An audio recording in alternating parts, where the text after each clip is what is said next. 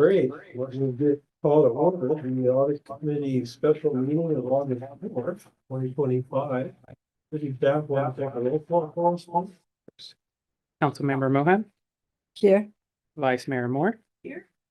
For the record, both Committee Member Wong and Vice Chair Wu will not be in attendance. And Chair Schmidt. Here. Thank you. All right, we still have minutes on this one, but we do have a member of the public. Oh, no. So we have both of our interns in today. Right. One, Alexis will be, Michelle.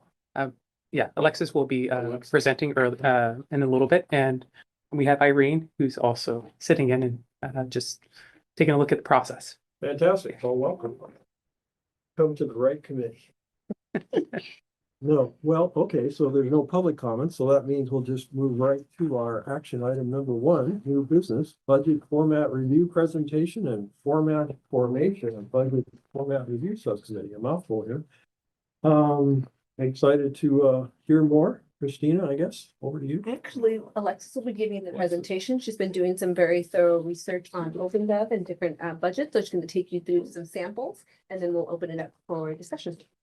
Great. Okay, as everyone said, I'm Alexis and I'm the intern here for budget. And I put together this presentation with some OpenGov budget examples. So today we're gonna go over briefly the timeline for what has been happening in budget. And then we're gonna cover 3 example cities, Oakland, Durango, and Pasadena. And these are 3 cities that utilize OpenGov to present their budgets online. And then we're just going to go over quickly the prototype format for the budget that we have developed for Cupertino. So just as a brief overview of the timeline, so there was the Baker-Tilly report in February and March, and then in May, Council approved the final budget document, improvements and performance measures with the updated implementation action plan, and then in June, staff began researching local governments that utilize OpenGov publications and also has migrated the current budget from collective budget. And today, staff will be providing an update to Audit Committee about the OpenGov budget research and the preliminary formatting. So the last step would be Audit Committee will provide initial feedback on the sample budget format and will create a budget format subcommittee. So our first example city is Oakland. And this is how their homepage is set up. So you can see there's a navigation bar at the top with these drop-down menus, and these appear when the mouse is hovered over it. And it serves as navigation to specific pages, such as the mayor's message, or to broader categories of information, such as the revenue summary. And as I wonder if it's helpful if we take questions while you're going, if we don't distract you too much, or would you like it at the end? I think I will take some questions after the examples, in between the examples and the prototype. Super. Okay. Thanks. Yeah, so for example, if we click into the mayor's message, just like directly from the navigation bar, it'll bring you to this page. Next. So this is an example of one of the broader categories. So if you click on summaries, it can get broken down into the categories of revenues, expenditures, positions, and by fund. And in the revenues tables page, for example, the information is summarized from all the individual pages. And when the categories are clicked, you can also navigate to the subcategories within those. And then for their department summaries, from the navigation bar, you'll be brought to this menu page and you can click into all the different departments and the CIP. And then for each department, you have the option to click into the expenditures or the information. So this is an example of the information. So this is basically the narrative of each department. And if you click into expenditures, this is the quantitative data with the different tables and charts about like revenues, expenses, and staffing information.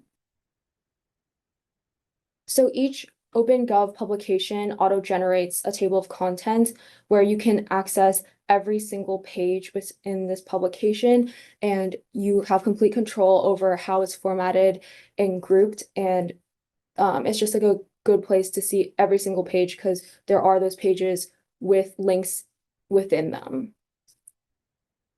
So our second example is Durango, Colorado. I think you can after each example, sorry. Yeah. So their homepage kind of looks similar as they have the navigation bar at the top.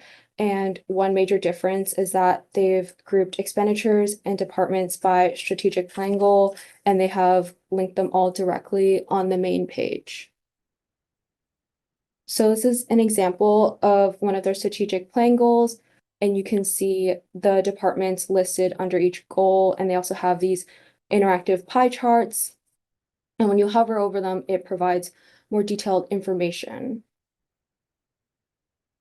And this is an example of one of their departments. I've set it up so it flows downwards and then back up, but it's like a long scrolling thing. I wanted to include it on one slide. And you can see here they compare past years' informations by separate tables for residents to compare. And then this is their generated table of contents, and you can see by the way it's organized, it's more distinct with the categories and what they're grouped, like they're labeled like A, B, C, and like 1, 2, 3 for each strategic plan goal. So our last example is Pasadena, California. And again, this is our homepage. You can see the navigation bar at the top and the drop-down menus, and that their formatting is quite similar to how our budget book is also categorized.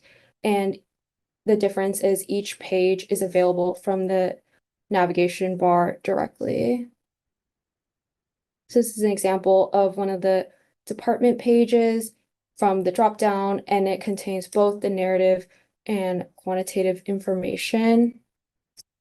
And you can see with most of the direct pages, the layout is quite similar because it's very standardized across OpenGov because it doesn't allow for that much variation. There's text boxes and you can insert graphs and tables into 1 to 3 columns. Okay, so now that I've gone over all the samples, I would like to open up to any questions that you have from these cities. While we go around, I'm sure we have some, but we may have more. Any questions? Committee at large? I've got some. You want to start, Shelley? It looks like. Sure. you're ready. You know, I heard what you said about OpenGov not having too much flexibility. It's very standardized. But for example, Pasadena, which I just saw, had sort of an additional sort of summary page, which was not there in the Oakland thing. So I thought it'd be good if we could incorporate this into that. And I'm not. Can we take their picture too? They got the greatest. I wonder if that's their city hall. Yeah, I think it is. Historical city. Kitty, you have any questions? At this I'm point? sorry, Pasadena, it's the other one, Durango. So this, I'm seeing the operating budget. Are some of these cities showing a route to look into the capital budget as well? How are we planning on integrating that? That's one question. And then my concern, it helps if the public is aware that there is an operating budget and a capital budget, and there's these two separate entities, because I don't know that that's always so clearly explained. So for all of this, kind of the overriding hope that I have is that it becomes easier for the public to participate in the budget process, because I think it's it kind of goes over a lot of people's heads, and so that we're not having a lot of participation when the budget process goes through, because it's so difficult to follow. And secondly, so I brought the proposed budget book that we have, and what I want to make sure is that we don't have a loss of information as we move over to this, to OpenGov.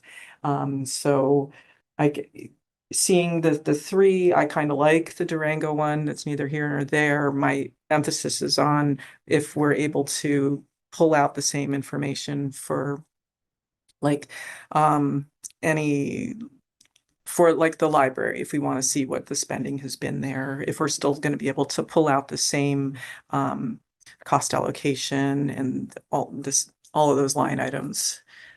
So to answer your first question, when we looked at Oakland, their CIP is built out into its own publication. So it has its own portal, and the CIP itself has its own navigation bar to break down into all their information. But we were thinking of just putting all of CIP's information into one tab of the navigation bar. So once you click into it, you can see all the CIP information instead of building it out into a separate website, but that's the example that we saw. Okay, so we have like the CIP dashboard right now.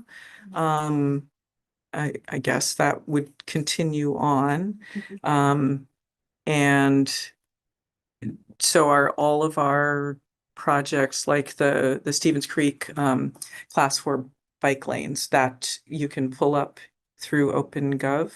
That's the goal. Currently. That we put everything into OpenGov. One of the neat things about OpenGov too is we could always link the project back to the CIP page as well. So basically from one place you can get to the other. So we're working with CIP team now to take the current fiscal year 26 CIP and move it into OpenGov. Because per the pledge at IAP, the publication of both those documents now are rest within administrative services. So we said, we're bringing you with us whether you like it or not, because publish both of these documents. So the idea is, that the CIP will come in here. We're actually meeting with them later today to kind of make sure they're good with some of the prototypes. We met with them before, but we wanted to make sure we have this committee's opinion. So if it's like, hey, do you want it as its own separate navigation? Do you think that would be easier? Do you want it the way we were thinking to include it so people know that it exists? The only other thing I wanted to add is we have been working really closely with OpenGov, and so we're kind of shooting for a February, March community meeting. Kind of roll out what the new budget would look like, the navigation, where you're still able to find that information as well, depending on how quickly we can move through a format to make sure the folks are informed. They can see that all of the information still exists. You used to get it printed here, kind of here, we're going to go find that information. Okay, and special projects will also come through here as well. We'll still see them Correct. for each. Okay. And to answer your question about the loss of information and amount of detail, even in the table of contents, you can see every single page that is listed in the publication. So if even if you get lost a little bit on the main navigation, if there's something very specific you're looking for, you can go to the table of contents and it'll all be visible. So you can just click into it directly. Okay, and then we wanted to make sure we had that point in time, when the budget's approved, what was it? Because things change throughout the year. With the narrative part, are you expecting that you're going to be taking what's already written up, like for community events? There's already text there. You're just going to pull it out and put it into OpenGov. Yeah. Okay. All right. That's it for now. Great questions. I sort of a follow on to both of those is how flexible is OpenGov? I mean, as this is an iterative process, most likely we get familiar with it, maybe more changes occur. Are they is this part of their standard operating fee, or do you get charged as soon as you make a change, or how does that work? I believe these are both modules that we already own. We own and have access to. We've been doing the quarterly budget reports in OpenGov. So we've kind of been utilizing what they call stories. Publication is when all the stories come together and it comes. Oh, that's what story means. Okay. Yeah, so it's a story, so that we usually do it as a story. So we've been using it. It's already under what we currently have. They've been phenomenal. They've met with us, 4 times as we've had questions trying to navigate through some things and how stuff works. So they have been pretty, on that end, have been pretty flexible with us and kind of working with us to get off the ground. So no extra cost, it sounds like, but you guys, is IT helping you, or you guys, this is all in your administrative function? I will let Alexa speak to. She's been doing the bulk of the work on it in terms of how it's been to move the information over. Yeah, so I work with budget and, they provide me all the information and then we kind of compile a list of questions and bring it to the OpenGov representative and we're like, hey, we have this data set and we want to replicate this table exactly and we have all the information. Can you help us do that in OpenGov? And our representative is very helpful and he's always telling us the limitations and like how we can do things and working around to get exactly what we want. Well, that's amazing, and that sounds great. Just as a sub point on that, I noticed the Durango page recommends using Chrome and Firefox, and the other two cities don't. Is that some restriction that Durango's encountered, like cowboys in Colorado or something, they don't use Safari? We are in the city that's got one giant company that promotes Safari. Well, I noticed that we copied that into the prototype that you're about to get to. So I'm just wondering what the restrictions are, is kind of where my question is. Like, it sounds very flexible if you guys are in control of something you own. So you can make it adaptable, kid. only, I don't know if they're having this issue, but if you're trying to download out of records, Cupertino records, Ah. I need to be in Google Yes. in order to download, and otherwise it I'm doesn't. talking about like information memos. Sometimes I can't read those things in my default Safari browser, by the way. But, okay, that's a great observation. So maybe it's something that's more important than I was hoping. And Durango folks have already, yeah, I guess that's a user experience that maybe we can make a comment. It sounds like what we're really driving is more public involvement and more user-friendly involvement by anybody that looks at the budget. And so if our browsers are encountering an issue, that's certainly an unfriendly thing in my mind. So maybe a warning is a good thing. But we can ask, I don't know if OpenGov has a problem. Obviously, if Safari is not able to be used, it sort of limits some, I mean. I don't know if there's any issue using Safari with OpenGov, but because we do have issues with other parts of the website and Safari, Okay. yeah. So is that already on the website? You just shouldn't be using Safari? Oh, I can check with IT. I haven't heard that yet. Most, our devices are like Dell devices, so don't have Safari. Close your ears, Apple. In the records part, like Kirsten will recommend, yeah, if you're trying, because you need to hit like print to download, and if you're in Safari, it won't let you do that. So you can't grab the file. Okay, super that we're bringing this up, I think, before a major, maybe by February, March, we could know more about this kind of an issue. And what else? We're gonna look at the Cupertino Yeah, prototype. let's do that. Because we're certain to have more on that one. Okay, so for the prototype format, we've created this based off of our research in OpenGov software. So we're trying to just optimize the current budget's content. So this is the homepage. As you can see, it's just very plain and we have the navigation bar at the top. So these group together similar categories directly from the budget book. And we're letting each page be directly accessible from the navigation bar, except for the information housed in departments. I do want to point out on the screen, so if you go back one, you see CIP listed there. I did. So what does that mean? CIP schedule? Does that mean CIP budget? The whole book. The- It would Okay. have a pop down and you'd see the different sections of the CIP, which I think may already be listed there. Introduction, fiscal policy. Oh, okay. Yeah. That tab, you mean? Mhm. Okay, because I was looking at CIP schedule. Tell me what's the difference between Sorry, where do you see So CIP that's an schedule? Okay. appendix Oh, to the that's, we operating generally budget. have the one page in our book that summarizes all the CIPs for that year. Yeah. Is included in the budget book, so it would still be there, and then the full CIP would be under the drop down tab. So what that CIP schedule, it's just in summary, it's like the very first page of like one Oh, okay. Okay. with just the CIPs. Now we're supposed to be working on a strategic plan, so someday that will work into maybe home or something? Yes, we'll have to figure out how it would integrate. So what you saw in Durango is they integrated Yeah. it, so they actually lined up the budget by the strategic goal. So instead of showing it by fund, they were showing it by the strategic goal. So I think that once we get going with it, it'll be how do we integrate it into the budget And document. we could have both, right? We could have it by fund as well as by strategic. Correct. As long as we show it by fund, we can show it any other way, but we need to ensure we at least show it by fund. So for And example, now is we that have the by default, Is this what you're proposing or what is this? kind of based on the, oh, sorry, go ahead, Alexis. It's just, Yes. I've just like migrated over all the individual pages and there's just like an example of how it could be formatted because obviously there's lots of different like structural changes that we might make, but it's very easy to regroup everything and like reorganize it. So this is just like an example showing Cupertino's budget that we wanted to show. Yes. So what are we gonna get in that book?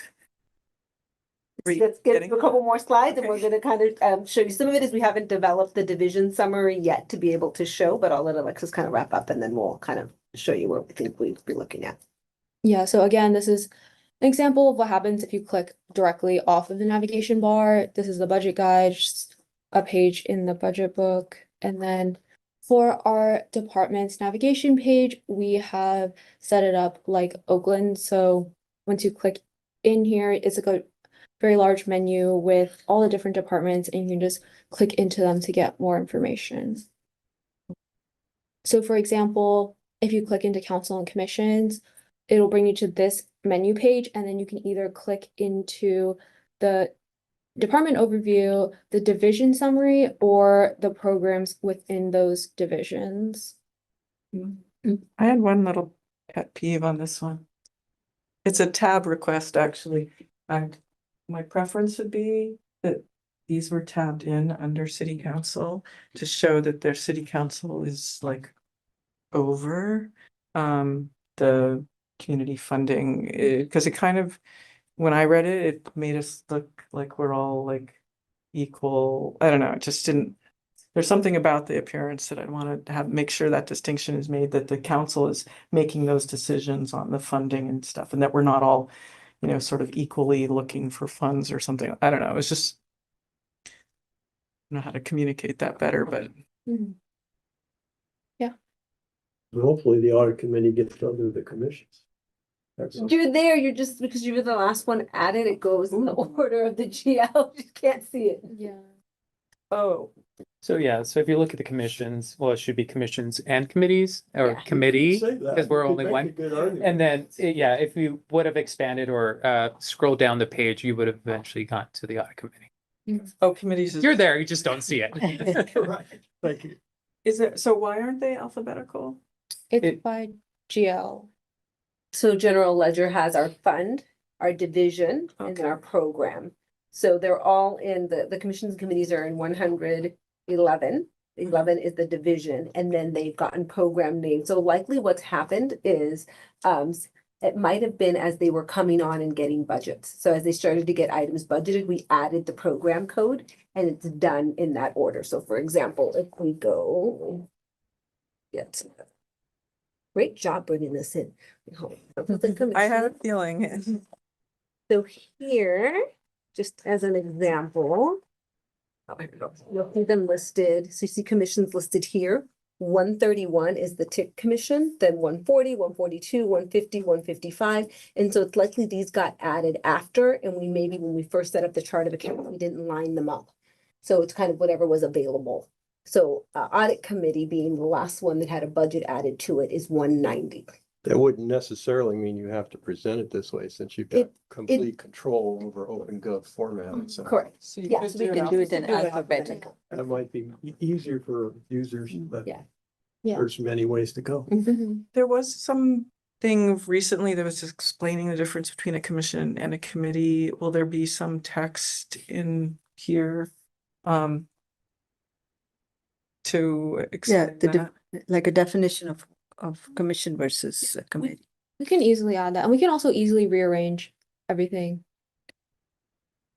So I think it's an iterative process. You're Mhm. gonna get a lot of comments Yeah. from different people Yeah. as well. So yeah, clicking in to the city council division, you can see this page. We're still working on it right now because we're collecting the division overview, narrative text, and service objectives to summarize the entire division from the analysts like right now. But this would be a page that links to all the programs, and then it gives a division overview at the division level, all the budget data at the division level, staffing data at the division level. And that will be what prints. So right now, we're printing pages for every one of the commissions. Right. So what will happen going forward is have a page for the city council, which is its own division, and commissions and committees, which are their own. So effectively taking this from several pages to just a handful of pages.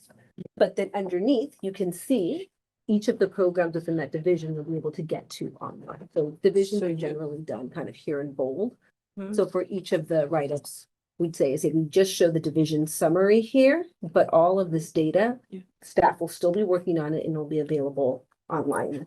So this So this is gonna stays, end this stays, right here. that stays, yep, and then here's where we would start, where you just have If you wanna know it, you've two got to, pages. got to look at it. Mhm. Okay. And that's gonna go for each one of these.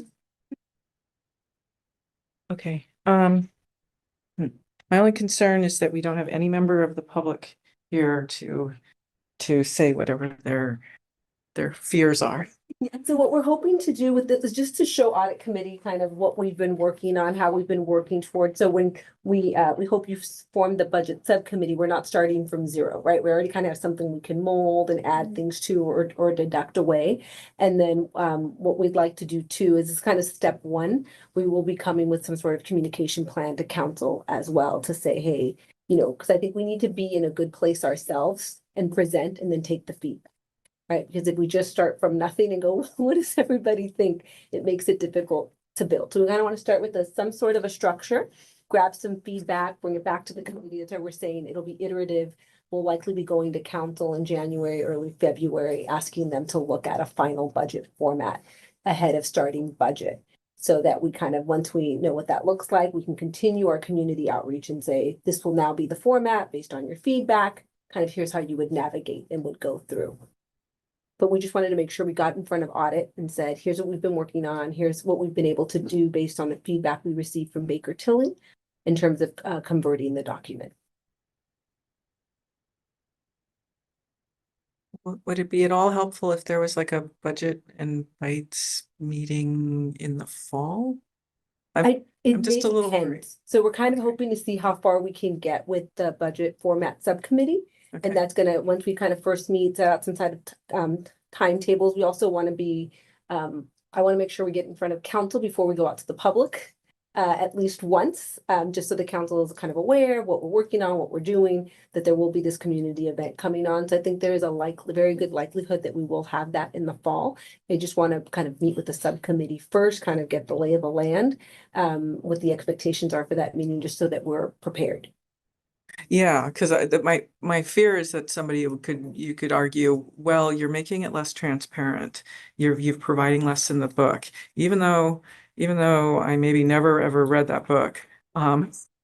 You're removing information there, and so you could imagine that argument being made, and so the communication has to be that there's some benefit to the public, in doing it this way.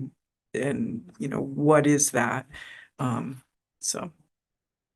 And I think that's part of why we want to get a good prototype together, because it gets easier to answer those questions. If you're like, here, well, actually, let me show you where you would navigate to find that information versus us saying, it's going to be there, we promise, right? But you're not able to see where it might be or click into where it might be. I think that's why, to me, I think the subcommittee comes first. We get it in a good, this was kind of our first shot at it.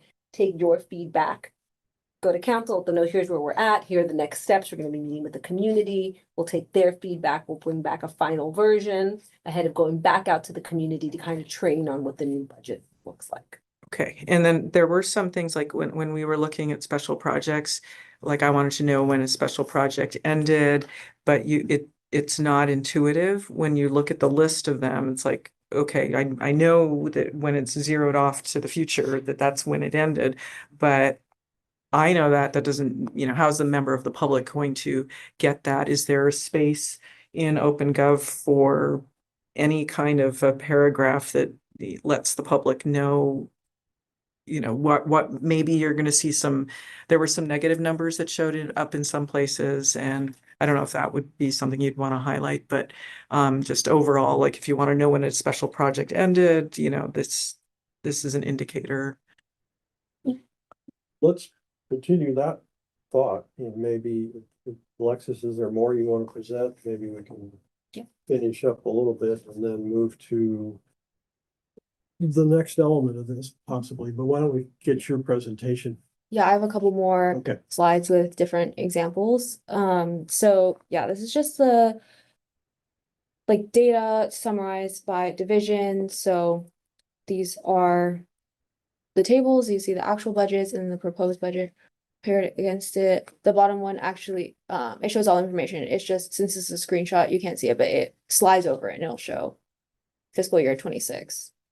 And then for a program page, all the data is now summarized at the program level. So it'll have all the detail, and this is currently mirroring what we have in the budget book. So this is just an example of what the narrative text, again, this is exactly what's in the budget book, and it's formatted how it looks in the budget book right now. Again, the data is summarized by program. And then this is our table of contents, and it has every single page that we have in the publication. So it has every single program page. So you could easily navigate to the smallest or the most specific level of detail.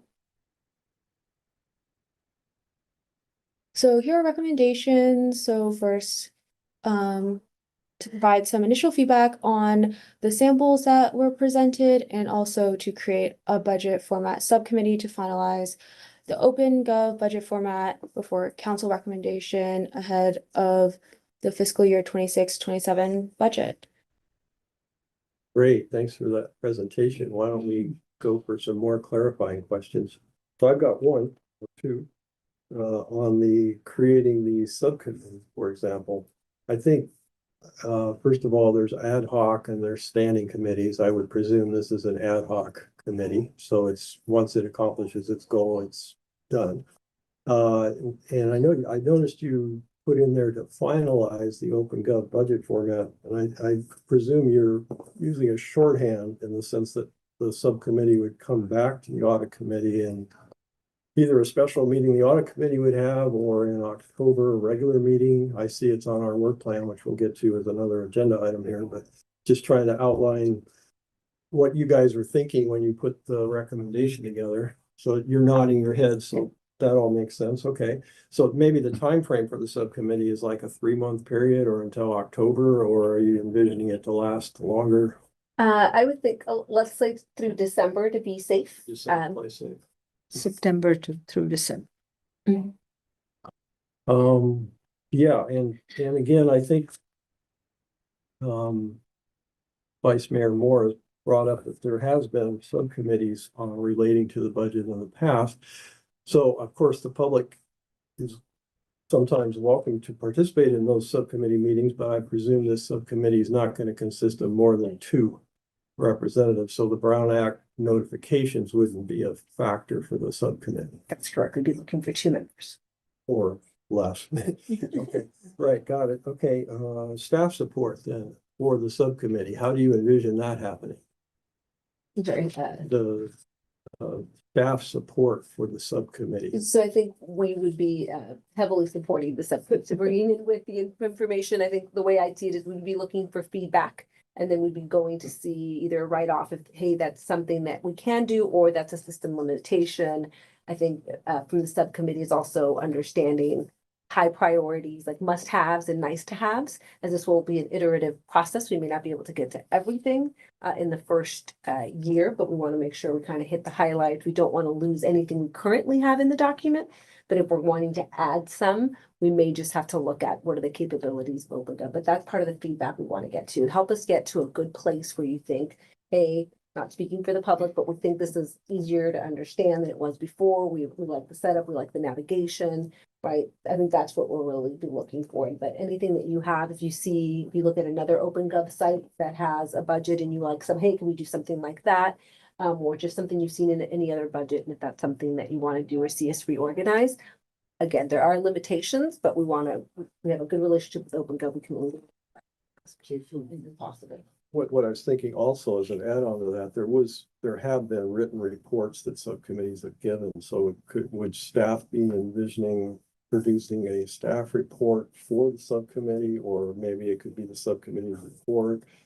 Just exploring what you're thinking, because We'd likely send you some examples first. So what we've done historically with a subcommittees, at least for budget, is kind of to whet your appetite. We're like, hey, let's start you off here, kind of 3 budget books that we think are put together well. For whatever reason, they won the award. We like the graphics, we like how everything is set up. So we'll likely send you to deep dive into these 3 OpenGov budgets and say, hey, take a look and tell us what you like, what you don't like, how you might want to see that differently. So that's likely what we'll do as a starting point. I So was more thinking of the final point, the final, which is when the subcommittee comes back to the Yeah. bigger committee. sorry, so It's staff, helpful if there's something in writing, so but staff will put together the report based on the recommendations and kind of the final format to bring back. in collaboration. with the Collaborate, yep. subcommittee. And Well, that's fantastic. Yeah, we'll check with the subcommittee members. If you're like, hey, we'll put the staff report, would you like to get the presentation? You just let us know how involved you want to be. The reason I ask this is we get to a time commitment, and some of these subcommittees in the past, there's been a lot of time commitment. It's, behind the scenes and just trying to figure it out for whoever's going to be on the subcommittee. Any other questions for staff on the report? Katie? I was wondering if we could go, I think it's about 3 slides back, and my question is whether or not it was something you could drill down into, and it was your budget summary page. I seemed like there was a way that you could, going through the index, drill down, but I was wondering, one more back, I believe, maybe one more. It was the summary page. Go back one more, right there. It was a table and it was a summary, like the council summary. And the question would be whether or not, yeah, maybe this will work. Is this something is this like clickable? Can I drill down? If it's like if you're getting, yes, this is council and commissions. Okay, so this is the summary page of the whole thing. Can I click on that number and then have it break down, or is it just a summary page? So if I want to know what each commission has for revenues and expenditures, I then need to go back up here and then go down? And is there any way that you could make that, so you can drill through from that point? So basically, when we make these tables, we have set it to a snapshot, so it only shows the data at a point in time. So you would have to go to the individual page to say, oh, I want the revenue from this specific commission. You would have to go to that commission's page to see that information. And we've actually asked OpenGov this exact question, if we could make a table that like drops down when you click on it, and they said they're working on it. So maybe that'll come in the future. Okay, so you received the award for the main budget already, the GFOA, AO, It's CSMFO and GFOA. there we go. Okay, so you get that already, and I was hoping that the CIP one, since we're going to be working on that process, will be headed towards that. It's kind of a side question. Is this activity something that you could get I believe it's a Helen Putnam Award for doing? We can certainly try. We do try to submit. I think we submitted 5 applications this last year, not us alone, but the city altogether for Helen Putnam, but I don't believe any of ours got picked up. But we definitely always look for what we're doing. And then the city manager is always like, hey, puts it out there. Got any ideas? Go ahead and start applying. So I think it's definitely something we would look into. Yeah, because I think it's kind of it's an interesting transition in the process and kind of detailing and how that went. So the other cities, because you're saving a lot of paper and space and all that sort of thing. All right. Any other questions? No. So I'm thinking we might go to a motion, and I'm sure we'll have more discussion on that, but somebody want to make a motion that gets us progress on our action item here? Well, I can put stab if you guys prefer. So the motion would be to form an ad hoc subcommittee of the audit committee to study the budget format as described more in the staff report and come back to the audit committee no later than October, at the October regular meeting of the audit committee for a recommendation that the audit committee would consider and present to the city council. If we can make that shorter, that's fine, but that's an idea for a motion.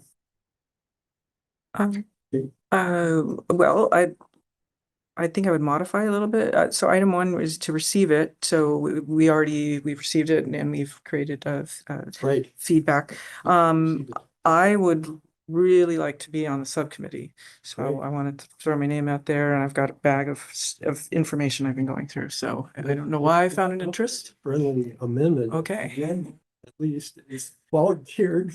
Any more? I'm welcome for more. I think a second volunteer would be ideally. It doesn't make sense. You're looking at my direction. Evolve your background. It doesn't make sense because I'm quite involved in this business, so maybe an outside set of eyes would be better. Maybe, well, we could still have our motion without formalizing it right away. Yeah. Well, So I mean, to that point, I would nominate chair. There's a reason, and where is my? The other public. There, members of the okay. committee. So this, yes, the chair has already served on, this is from before, he's already served on the subcommittee and knows this material very well and has already provided recommendations. Welcome. And I've saved that for 5 years, I think. Or more. Yeah, it's been waiting. Okay, well, that's all well and dandy. I'm certainly here to serve, so, but I do think experience and the value of having some interaction with staff in this whole process, we shouldn't minimize that. So we can consider this in more when well, let's just consider it now. You sure? Because I mean, I've seen many budget books in my lifetime, and I'm not terribly confused by most things. So I think just another set of eyes would be good. Someone who doesn't know it. It's a new format and it's fun. Yeah. So okay, that's fair. Is there anyone else? use me as a back. So- I'm sort of the plan B. Okay. Well, Chair, do you have some reluctance to do it? no, I want to make sure we're considering all the options and give everyone a chance. Okay. That would be the best. I kind of look at myself as a last option. You know, I'm always Oh. there. I'm available. So to the extent you don't want to do it, right? Only because there are 2 other committee members and they're from the outside and might be a good idea to see it from their eyes. So you're suggesting possibly Yeah, the 2 members that aren't here could be candidates. yeah, not because they're not here.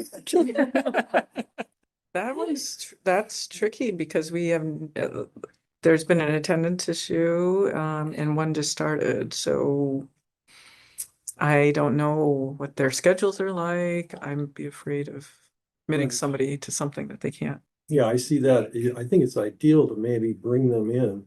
Definitely on these kinds of issues. I'm a little nervous because of not knowing their schedules that we nominate them. So, okay, we can work me into this if everyone's comfortable with that. Okay, so let's, Jonathan, you got some comments. Do we need to state or name the second individual or at this particular meeting, or is this something that could be done after the fact or informally? Could change it. Yeah. You could just put it Okay, as well, an. When agenda is the item. next meeting scheduled? Well, the next normal meeting is in October. However, I don't know if this is something that needs to be formalized right now, or maybe you nominate yourself, or okay, but you can pass the baton on to either committee member Wu or Wong or Vice Chair Wu. yeah, I see where you're going with that. I like the. I'm just flexibility. putting it out there. I'm not saying that that's the right. I'm just saying that Right. I'm not sure if that's an option. Okay. Kitty. When we're supposed to come back with something in October, so that's not ideal. And I don't know if it's a Brown Act violation if the two other committee members were to be asked if they had a, you know, genuine appetite to be on it. And I would assume that the subcommittee meetings would probably be ideally in person with some staff and during the week. And I don't Which is a know. good point. We should both, if we're looking at you and me right now, our schedules, I've got some travel coming up and I'm sure you're in and out as well, so. We probably I'm here. staff to set up some, I can envision the subcommittee wanting to set up some sort of cadence of meetings so that we look at the end of October meeting as a drop dead date where something has to be, so maybe some sort of work plan would be the organizational subcommittee's first steps. So why don't we do this? Why don't we names the two of us in the motion? Why don't we accept you one of you try to make a motion here that's simple, but gets what we want? I move that we receive the budget format review presentation, and with the comments that we've made during that presentation, and that the budget format review subcommittee will be consisting of Chair Schmidt and Vice Mayor Moore.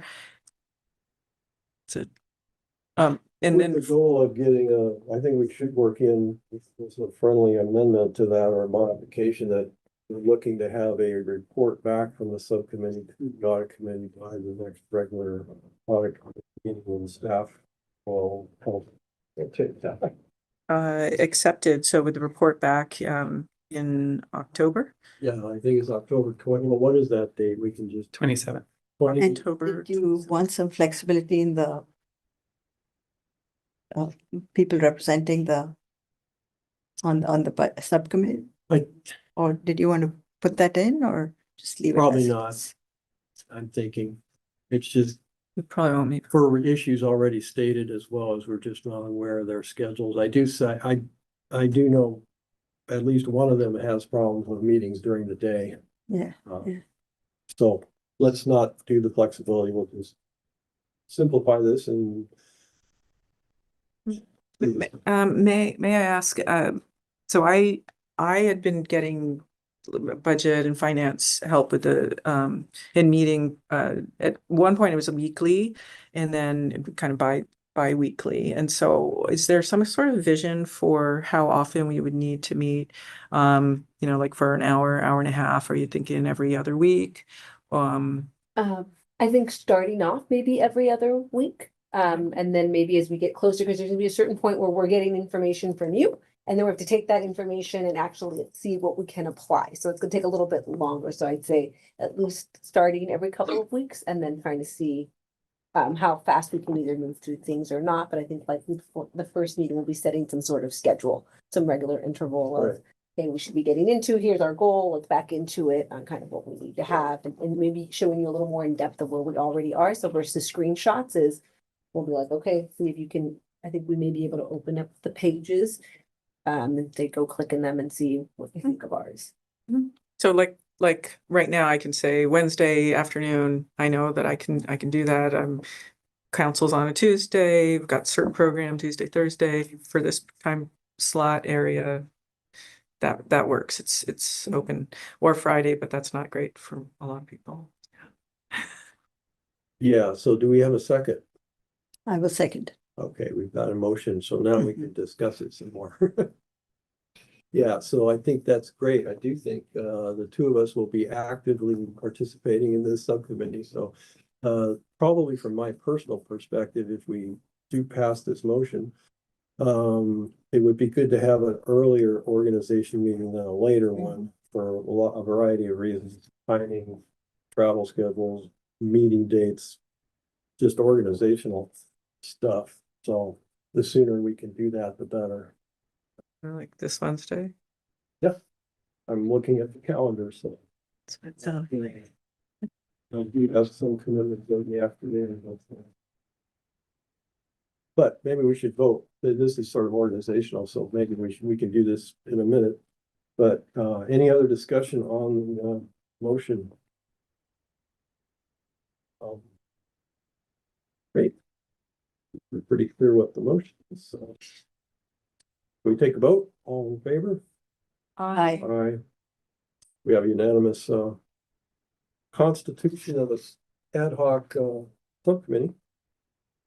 So while you and I are talking, the morning's great for me, up until, I can be flexible up until 4 o'clock. Okay, the reason I don't put Wednesday morning is when we have council meetings, You're right. it's.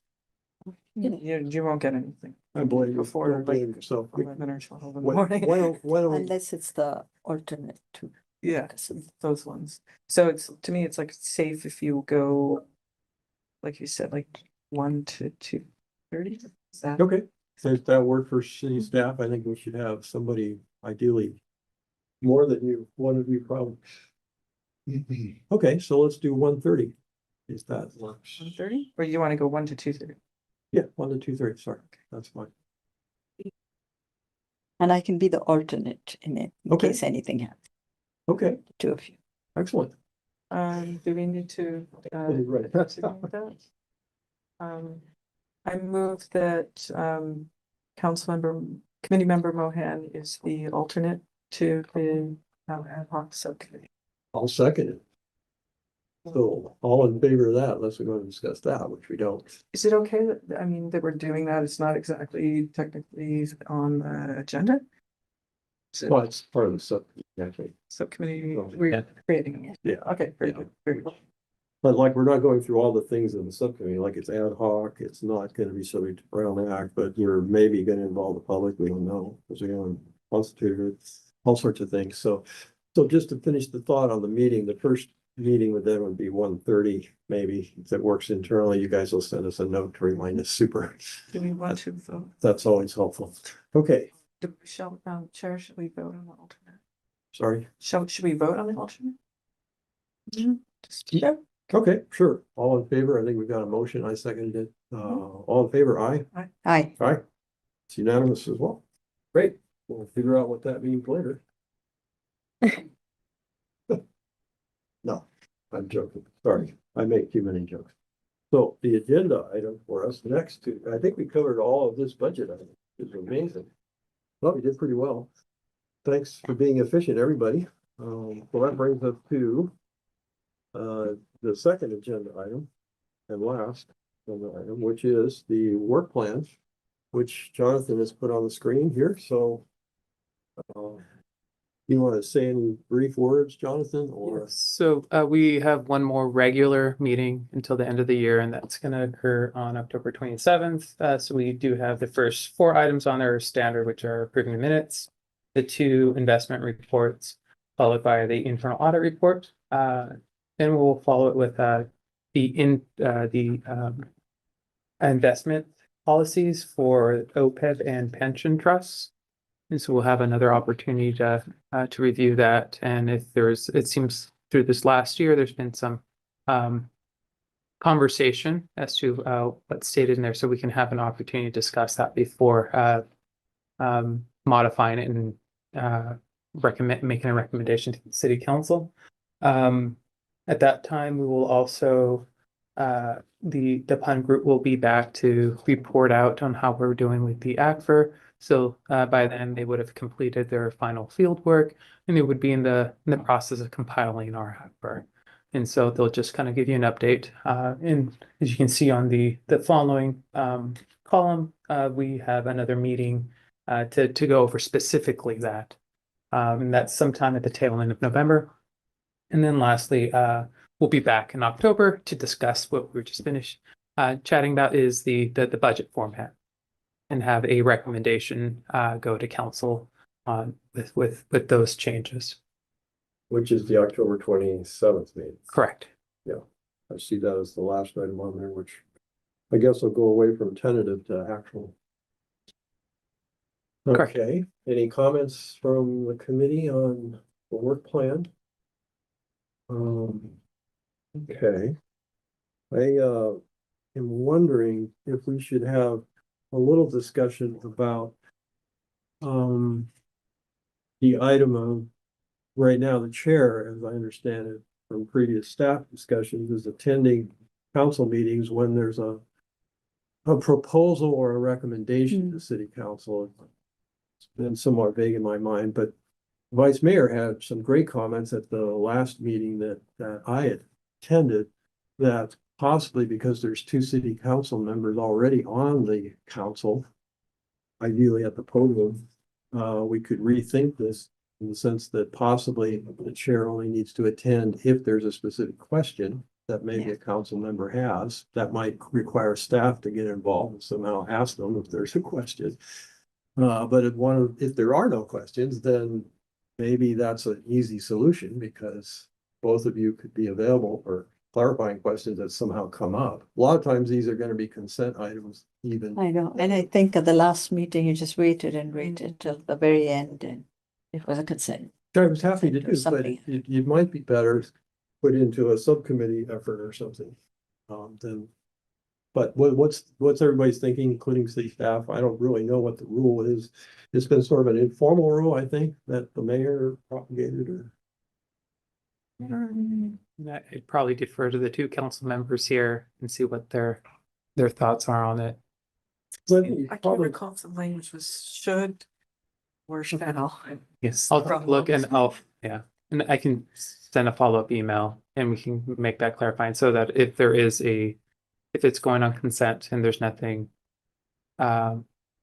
it's not contentious, that maybe there's no need for the chair to attend. However, if it is a little more, or if it's routine, maybe we would just, I would defer to the two sitting council members. Most of our stuff is routine, other than possibly. You know, at one time, we had said any commission member. And then I think it's sort of morphed into chair. So if we leave it at that, then the two of us are there. Right, so I throw it out because it's kind of part of the work plan. Another part of the work plan is, again, I'm gonna be out of town. The mayor, every other month in the current year, is meeting with the commission chairs. And so the vice chair was able to represent me the last mayor meeting. I'm hopeful, I haven't asked him yet whether he can come and attend the meeting. But I think maybe we should figure out putting that on this work plan somehow, because there are commitments to the committee.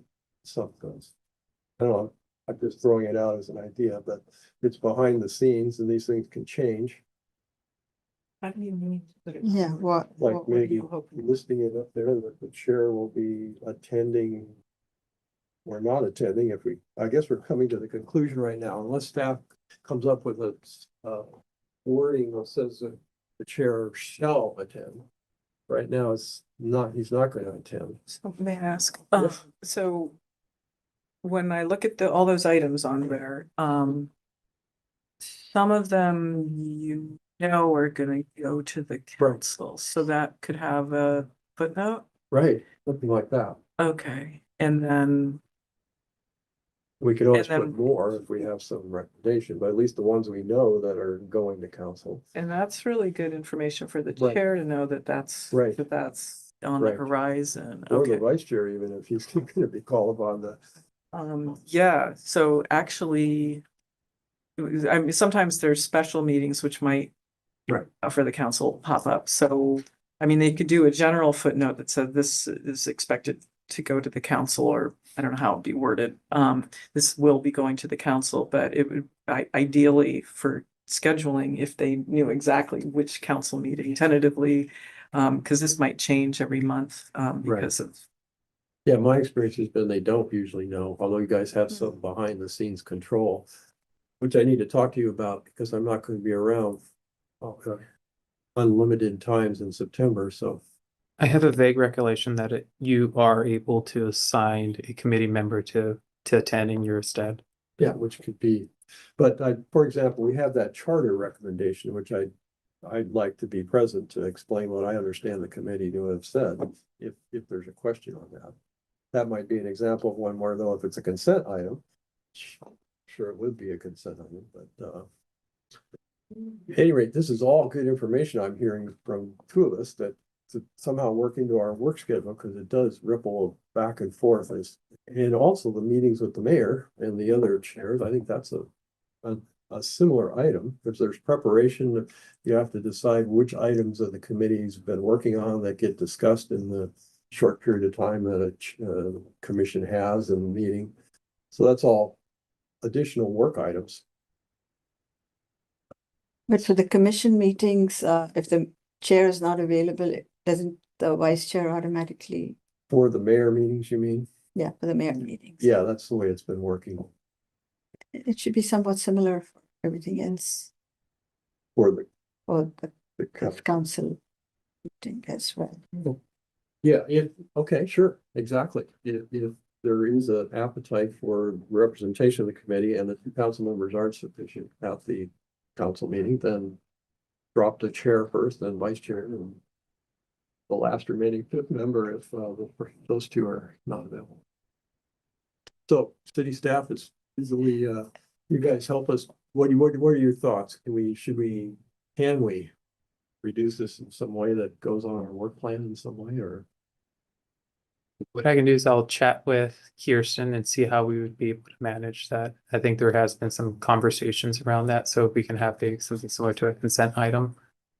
If it is routine, or it can be pulled if there's any particular reason, make these meetings a little more expeditious. Perfect. Okay, unless anybody has a better idea. Sure. Okay. And also they change over the years. I've been involved with these, for, a couple of decades. So every mayor changes those meetings and councils have different views. So, all right. Do have two things. Okay. One is I brought in, I printed out the various mid-year updates going back to 2014. And some years they were huge, like actually 2014 is probably the biggest compared to, so some of these mid-year reports are they're showing different things than other years. And so I would kind of like to see some sort of I don't know, like what are the elements that, so moving forward, what are the elements that the city council should be looking for in the mid-year reports? And why was the 2014 one so much longer than the rest of them? So that they kind of know what to look for, because we're going to lose some institutional knowledge as the councils shuffle through and you have new people. So I don't want to have this get so abbreviated that they're not getting useful information or feel like they can't ask for more and those types of things. So I would like to hear some kind of discussion about how things are selected for even the quarterly report, because it's not the same as like the monthly report has the specific, you need to provide the receipts, disbursements, and fund balances. I can check those boxes and I know that those need to be there. For these quarterly and mid-year ones, it's your prerogative, right? For what goes in there. I think it varies, right? So there's in general, I think the objective should be about the same, right? To provide you an update by then we would have completed our ACFR. And so it provides you those updated fund balances. So that's usually one of the key point and talking points around the fund balance. Top of that, there's also any major changes. So whether there's a budget adjustment that needs to come, usually you'll see that in the first quarter because things are starting to settle. But the mid-year, you're already in the flow of things. You're approaching 2/3 of the way through the fiscal year. So you're kind of already starting your budget process. And so there's less things to touch on, but maybe this part of, maybe I'm overextending our budget subcommittee, but maybe this could also be a touching point on how just the standard must touch on points like the fund balance update, any budget adjustments, and the current status of our budget at mid-year. Maybe just those brief things, but maybe do we want to expand or kind of dial back of some of the narrative that's in there? Because kind of similar to the quarterly reports, we keep adding things to it, but is anyone really reading it? And so maybe it comes to a point where we need to start kind of dialing back some of it and just kind of get straight to the point. What are we reading? What do you need to take out of it? And so we can probably find that happy medium as part of that. That'd be great, especially since like the special projects got added on that.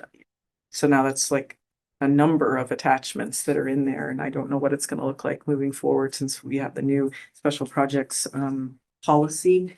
And then, okay, so there was a introduction on involving the public, and I have not read through here, but there's a guidebook to try to get more people involved, and I would like the public engagement to have some kind of discussion at some point where we to kind of think about how we can get more people out, and hopefully this OpenGov change will cover that. And then the last part was from this budgeting guide. They have a suggestion about having like a budget subcommittee, which is not a format subcommittee. It's about having other people, yeah, looking at what's actually in the budget, and we don't really do that. And we kind of started to look more line by line too late in the process this go around. So I don't have a solution to it, but I would like at some point some kind of discussion about if we want to form some kind of public or it could be council with some members of the public who are really interested in the budget to talk about the actual numbers in there, since we don't do that. So we could do that at some point. This sounds like all items that may be on the organizational, we can throw them all in and then sort of see where it goes. As we have a conversation, if you want, if that's what you're saying. That's good. You guys have better note taking on this than I do right now, but super. All right. We are hereby adjourned.